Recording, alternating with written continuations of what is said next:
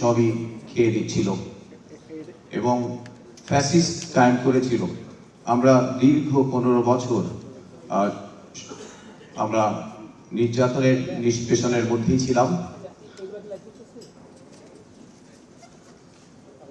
আপনি জেনে খুশি হবেন যে এই আন্দোলনে নেতৃত্বে যেসব অফিসার ছিলেন তারা সবাই 23 সালে জাতীয়তাবাদী দলে সংযুক্ত হয়েছিল এবং আপনার প্রতি আস্থা রেখেছিল।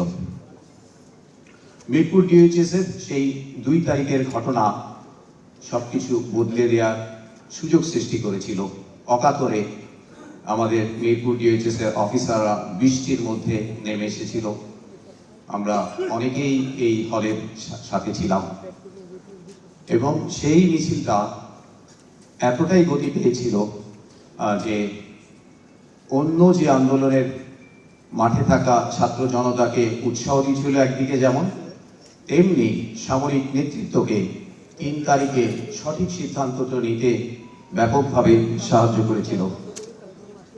জুলাই একটি আকাঙ্ক্ষা। এই জুলাই বদলে দিতে চায় বাংলাদেশ। যেভাবে চলেছে সেভাবে আর চলতে চায় না। 31 দফা কিংবা গতকালকে যে নির্বাচনী ইশতেহার সেটা দেখে সবাই চাচ্ছে যে আপনি এই ফ্লাইটটা নেন, যেই ফ্লাইটে নিয়ে বাংলাদেশকে সঠিক লক্ষ্যে পৌঁছে দেবেন। আপনার সামনে আজকে যে উপস্থিতি, আপনি এটা কোনো সাধারণ উপস্থিতি নয়। আপনি জেনে খুশি হবেন এখানে সবাই সব নিজের আগ্রহে স্মার্ট পদ্ধতিতে অনলাইনে রেজিস্ট্রেশন করে এসছে এবং আমাদের দলের জন্য সবাই কিছু সাজেশনও দিয়েছে। তো সেগুলো আমরা আপনার কাছে পৌঁছে দেব। এই উপস্থিতি কোনো সাধারণ উপস্থিতি নয়। সকলে সার্বভৌমত্ব দীক্ষায় উদ্বুদ্ধ এবং নেতৃত্বের বিশেষ গুণাবলীতে সমৃদ্ধ। আপনি এই উপস্থিতিকে বা এই সমাজকে কাজে লাগাবেন, আপনার হাতকে শক্তিশালী করে নেবেন। আপনার উন্নয়নের যেই প্রজেক্টগুলো আপনি ইতিমধ্যে বিবৃত করেছেন সেখানে অনেক দক্ষ নেতৃত্বের প্রয়োজন হবে। আশা করি এখানের এই উপস্থিতি নয়, এই সেই ট্যালেন্টগুলোকে আপনি কাজে লাগাবেন। আপনার সেই দিন 25 ডিসেম্বর আপনি যেদিন এসে হাত তুলে দোয়া করেছিলেন এবং জাতির জন্য দোয়া করেছিলেন অনন্য একটি ভাষণে, সেদিনই আমরা বুঝতে পেরেছি আপনি এই ফ্লাইটটা নেওয়ার জন্য প্রস্তুত। কারণ আমরা গভীরভাবে বুঝতে পারি বিএনপি একটা প্যাকেজ নিয়ে বাংলাদেশের সামনে এসছে ভোটারদের তাদের মতামত দেওয়ার জন্য। এই প্যাকেজে 5টা জিনিস আছে।